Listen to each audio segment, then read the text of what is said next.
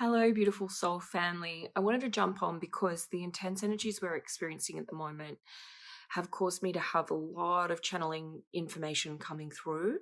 And so many of you are in need of this right now. I know that there can be states of panic when we go through these sorts of changes that feel somewhat unexplained or perhaps mysterious because are felt so intense, and then yet our life may not necessarily make sense of that in a practical way. Spiritual sensitives are going through an incredible upgrade. And this is because we've moved into quantum time and place that was not predictable at the time many of us were incarnating. And so I want you to understand that that is overall very positive, but it means that this time of change, which we all knew we were coming into, none of us are surprised by this, is having a palpable impact on us. And this is a time where we can very easily become derailed if we lose our grip on reality and if we get pulled too much into old stories, because it's like the spin cycle of the washing machine. You know, when you've got to wring out all of the water in the washing and the suds in the washing so it can dry. It's sort of like that's what's happening to our spirits. We are in a energetic clearing phase, and our auras are being completely recalibrated and spruced up. And that has a consequence. The more sensitive we are, the more crazy it will feel. Those of you that have watched my work have heard me say that 2021 would be a mental upgrade, and it was a year where I was warning that people could have acute mental health breaks, because if we had unprocessed trauma, or if we were too stressed, or if things were really not aligned in our life, which can happen from time to time, we would be put back in the right place, and we would be dealing with an ascension process that was going to ask us to rid ourselves of these limiting beliefs that we'd had for eons, for karmic centuries. So, you know, those of you that are following this message will probably find that that speaks to you in a very deep way. And if you are feeling really rocky, this is a time to reach out and get support of a clinical nature. If you are feeling, for whatever reason, that life is hard to live, this is a time to get support, to get help, to get love, and experience healing in whatever form works for you. But do it now, because the energy of ascension that we're going through is just going to keep hiking itself up.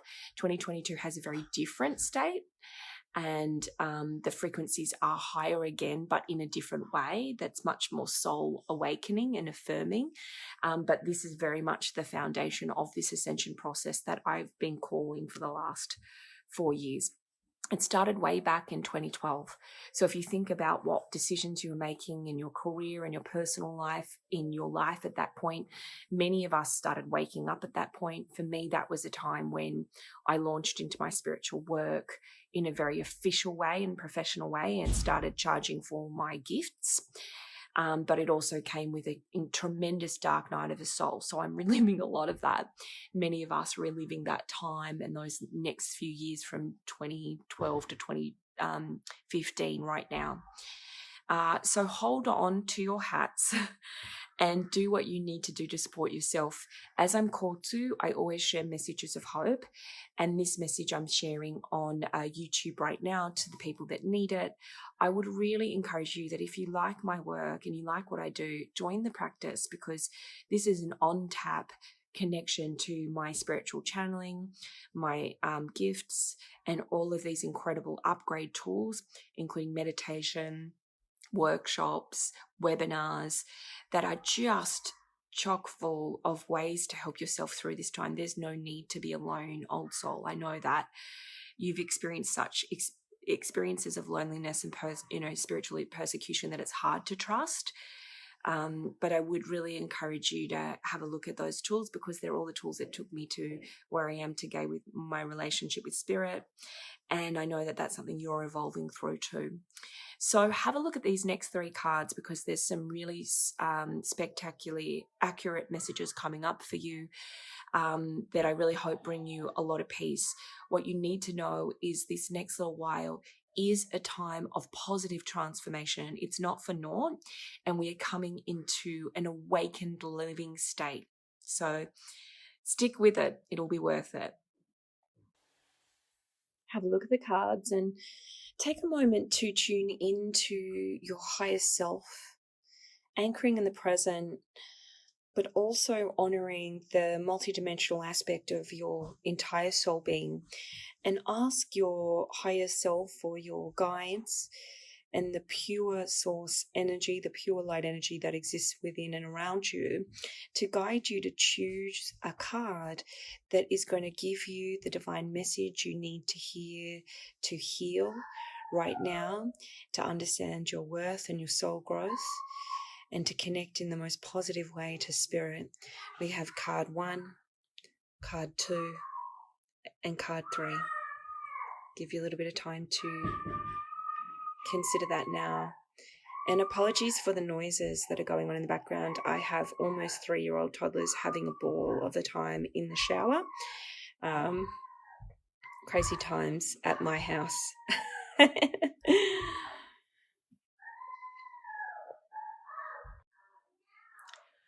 So card 1, and the message with this card is divine love. So my guides are encouraging those of you in this soul group who chose card 1 to surrender your circumstances up for processing to divine love. What you're going to notice as you're shifting into this space is a sense of deepened heart awakening and gratitude. Like me, recently, you'll be processing a lot of energy through your heart chakra. It could feel like palpitations, tension, anxiety through the chest. Obviously, if this is an ongoing issue that worries you, you need to get that checked out medically. But on the spiritual level, what is happening for those of us who chose this card is that many of us are awakened beings of higher dimensional reality who have starseed origins, who have chosen to come back also as old souls and wise ones, and we are being recalibrated to the Earth's energy. And what we experienced in past lifetimes on the Earth often was a lot of persecution, rejection, particularly around our spiritual gifts, and very much this sense of abandonment. So there may be these feelings of paranoia emerging at times where you just know that it doesn't connect to this timeline now. I would urge you to do a lot of grounding, a lot of breath work, a lot of tuning in, using your cards, connecting with your guides, connecting to nature, so that you do not go loopy. Because if you engage too literally with a lot of these experiences, you could react or overreact because of the deep purging that's going on. This is also a time for boundary setting and for getting very clear on who is allowed to soak up your energy. You know, people who chose this cards, you tend to be very generous old souls who come back. And we're going through a transmutatory period that is asking us, what is the purpose of our giving? Because it does need to be a type of giving that aligns with the energy frequency of our soul. And as we are now making changes to our soul contract, which are exponential, we may be choosing new paths of how we give our light over to others, how we share our light over to others, and how we regenerate our own life. Also, it can mean returning in of old flames, of old people in your life, old guides. So maybe you had childhood guides that were with you, visitors from the past in spirit form returning to you and reclaiming their connection to you as ancestors of support. And it can be a re-emergence at a new level of understanding your purpose. For you, there's likely to be less change in your outer life than the other cards that are coming up. And what you might find is that you just have a changed reality, a changed existence. You're building abundance, an abundance that you've never had in this lifetime. And the way that you resource yourself, the way that you exchange your energy is changing, the way that you are rewarded is changing, and your connection with material, physical things may feel like something of the past. Your identity shift is happening within your professional space in particular, or how you give your energy. And just allow yourself over the next 3 to 6 months to sit in a place of not making too many hard and fast changes, but listening to the guidance of spirit and noticing the doorways that are opening for you in that space, because you will be emerging to a new higher reality of the way that you connect with people. And I am seeing images of connecting with large groups of people. So if you're like me and someone that has worked more one-on-one with people, you may find yourself now doing a lot of writing for lecture purposes, or speaking on Zoom calls, or connecting on social media in big ways that you never have before. And this is simply because your message needs to be heard. Old soul, wise one, your message needs to be heard and honored. I wish you many blessings in this time of ascension. Namaste. Card 2, the Knight of Swords reversed. So this message is particularly for earth angels and empaths, people that have come to use their light in an embodied way by leading by example and living by example, and sharing their energy in the world in very practical sense. They may be mystically inclined. They may be very pagan and connected to nature and honoring practices of sensuality, bringing sensuality into their reality. And the Knight of Swords reversed is really recognizing that this may be a time of feeling the ground shift beneath your feet, and feeling perhaps impulsive, reckless, feeling ungrounded, because we are going through a process of retethering. If you can hear my kids in the background, they're playing in the shower, so they're quite okay, but apologies if you can hear that going on. Hopefully that's not too distracting. So as I was saying, in terms of what my guides want to share with you, is that this is going to be about a 4-month phase of tethering to your earth light, as they call it, to the light body that you're newly manifesting. Many of you came in with soul contracts that you far exceeded, you've outgrown them, you've already outshone them, and you've already gone past these points. And so there may have been an experience in the last 6 months of feeling particularly rudderless, feeling as though there wasn't a great direction happening in your life, and wondering what was next for you. I'm really happy to say that what is coming up is going to be incredibly life-affirming, like a roller coaster is the image that they keep giving me. But when you go on a roller coaster, there are these moments where the roller coaster suddenly takes a turn you weren't expecting, and your body has to catch up with you, and it can feel like your stomach lurches up and down. It can feel a little bit scary and frightening, and because you are retraining and recalibrating a lot of your trust senses and your relationship with the divine and the use of your intuition in daily life, you're having a lot of lessons that are learning to hold on to this roller coaster of life and just trust. So I want you to do what you can in these circumstances to look after your sense of well-being. And this might mean getting ongoing talk therapy. Talk therapy, I distinguish that from the therapy I do, which is very specialist and trauma-focused. Talk therapy is that usually the therapy you would do as a psychologist, where it's like having a friend that you trust, that you can talk to, who will reflect back to you where you're at so that you can process things. Also, a really good reflective journaling process, or joining something like the practice, which I offer, which gives, that's my online portal, which gives you lots of opportunities to reflect on what you're going through, and the narratives of change will be helpful to sort of slowly see your life re-emerge in its new forms. Some of you will be going through immense change and upheaval, and understand that this is all for the better. You're being put on the right path. Because remember, think about your last soul contract that you were incarnated with, kind of being like a train on a track, right? And you were headed off in that direction thinking that the potentials were limited to what you incarnated into. Now we have experienced a collective uprising of energy within the divine feminine and within the age of ascension that was beyond what even we could see on a quantum level when we chose to incarnate. So the tracks don't exist there anymore. And you're needing to be righted. Many of you have started careers that don't serve you anymore. And there's nothing wrong in that. That was all about where you were meant to be at that time. But because you were moving into a different space, you are literally being upended in what might feel the middle of study or, your career success or what your expectations are. So this is going to be a recalibration process, which means that you may experience questions of trust and questions of identity and soul purpose over the next 4 months, and a gradual dropping in of insight.